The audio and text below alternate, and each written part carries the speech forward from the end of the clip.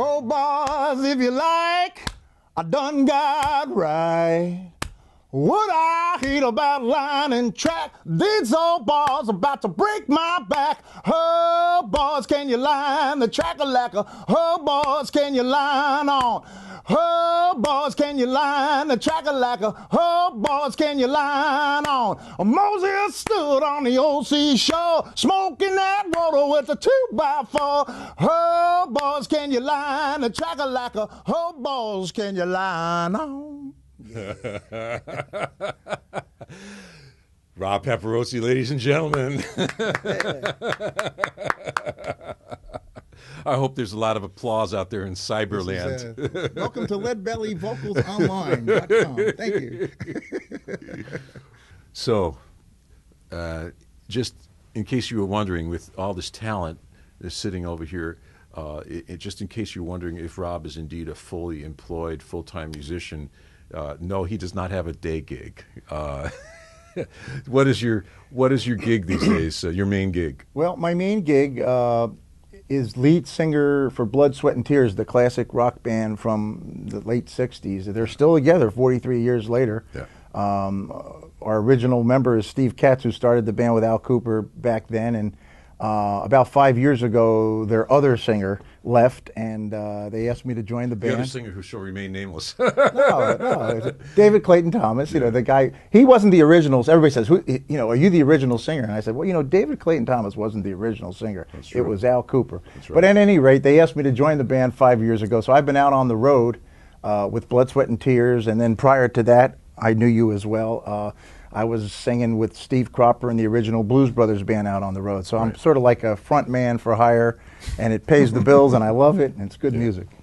But Rob also, he plays and sings all different kinds of stuff. You know, if you come over to his house, he might be sitting there at the piano playing Sophisticated Lady or something. You know, I mean, he is a really, really fine musician, and he plays really good guitar, works out a lot of stuff on piano, really understands theory.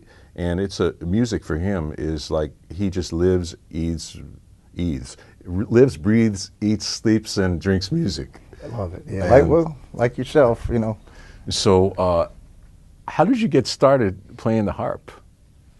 It just kind of fell into it. My older brothers were guitar players that were starting rock and roll bands in the late '60s. Yeah. I was the middle child, so I wanted to do something too. In New Jersey, right? In New Jersey, and I begged my parents to buy me a set of drums because I figured if they're playing guitar, maybe I could weasel my way in as a drummer into this band. And they did. You know, they had 5 kids. I don't know where they got the money to buy me drums. They did. It bought me a Blue Sparkle Stewart set of drums, and I was terrible. I mean, I sucked, and I wouldn't take lessons. And so they said, you know what, we got to sell these drums because we need our money back. You know? And they sold the drums, and I said, yeah, but you know what it was? I wanted a guitar. They're going, forget the guitar. Play your brother's guitar if you want to play guitar. And there was a harmonica on the shelf because my brother Lou was in SDS, and he used to go to Dylan concerts, and he had this harmonica. I don't think he played it much. SDS, for all of you who are not old enough, is Students for a Democratic Society. This was like anti-Vietnam War protest stuff, okay? And yeah. I actually bent my first note at an anti-war rally. Yeah, just like, anyway, keep going. Yeah. Yeah. So the harmonica came in that way through he was trying probably to play some Dylan stuff, and just laid there. So I kind of thought, well, they won't notice if that's missing. So I took that, and I started really connecting with it. You know, you have that magical moment, and I did have it. I didn't have, the guitar was feeling okay. The drums really were an abomination, but the harmonica felt like something. There was a connection, so I kept it. Tried to play along with the Beatles songs I heard on the radio, or maybe some of the Dylan stuff. Didn't know anything about blues. And my mother owned a candy store at that time. And we lived on top of the candy store with these 5 kids. We ate all her profits. And this guy was like a greaser, like a hoodie guy, but he was an artsy guy as well. He was an artist, but he was like a criminal artist, you know. and his name was Harry. I won't mention his last name. He's probably going to see this eventually. And he came into this candy store, and he said to my brothers and me, he goes, man, you guys got to check this out. And he had Paul Butterfield's first record, and he thought it was cool. And he says, I think you guys, you're into music. You might like this. And we took that record and wore it out. We never heard that sound. We never heard Chicago blues No, music. I mean, growing up on the East Coast, the No. blues scene on the East Coast, it just didn't exist. I mean, there was a tiny little bunch of guys who had heard the stuff, but it just the way that things worked out, the black people that came up from the South and to Chicago, it was a whole different thing there than the ones who came up to New York and New Jersey. It just didn't. They didn't want to keep the blues. No, no. And we had to get our blues through like Bobby Darin and Frankie Valli or something. It's like, so it took a long time to get to find out where the Chicago blues came from, and then I found out it came from the other end of the Mississippi. But it was nice to at least be able to connect with this instrument, get this Paul Butterfield record, and find out that he was from Chicago and he learned from these guys that were called Chicago Masters. And then I had to go back and do my homework backwards. But that's how I got into the harmonica, through that. Yeah, this is a guy that you'd pay a lot of money to hear play because he's a dynamite performer, and that's something you're just born with. And I guess we, yeah. Why don't you just play a little? Should we play a little diatone? So the kind of stuff I was trying to, play at the time was to pluck out some standards that I could get melodies on. Like, what do you got? An E flat. I'm in B flat. Oh, okay.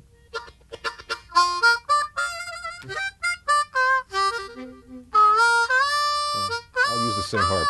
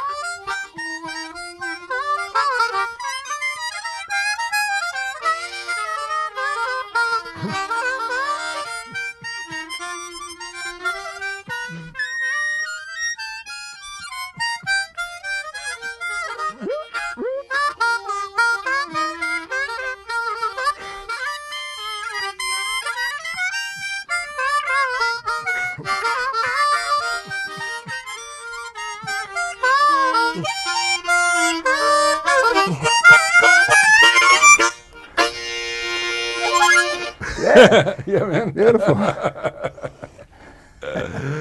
Rob Paparozzi, run out and buy his CD, Etruscan Soul, and anything else that he's ever played on. And we could tell stories for hours, but we don't have hours. So, Rob, thanks so much for coming on here. And good luck with everything. And thanks a lot, I'm so man. happy that this online class is happening because it's a wonderful opportunity for all of us.